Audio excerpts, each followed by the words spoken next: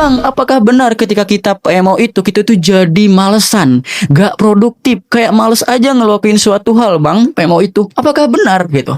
Oke, jadi yang pertama ketika kita PMO itu, otak kita itu mengeluarkan hormon dopamin gede-gedean di otak. Cerut, hormon dopamin, hormon kesenangan di otak kamu. Masalahnya, dopamin yang keluar itu adalah dopamin yang no effort, tanpa usaha. Dan ketika dopamin tanpa usaha itu membludak di otak kita, itu bahaya. Kenapa bahaya? Karena merusak sistem reward di otak kita. Beda dengan dopamin yang sehat.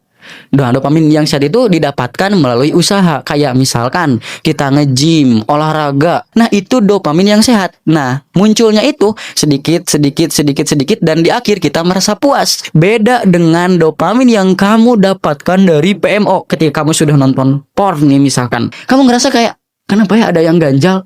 Kenapa ya saya gak puas? Saya pengen lagi tapi kayak hampa hidup ini gitu, guys. Nah, apa hubungannya, Bang, dengan PMO kamu jadi males gitu ya? Jadi sebenarnya tidak serta merata kamu langsung jadi males. Kamu langsung jadi ya gak mau ngelakuin sesuatu karena PMO. Enggak juga gitu ya. Masalahnya otak kita itu super canggih, bro. Sampai otak kita itu belajar. Ketika kamu keseringan dapat dopamin dari PMO, otak kita itu belajar.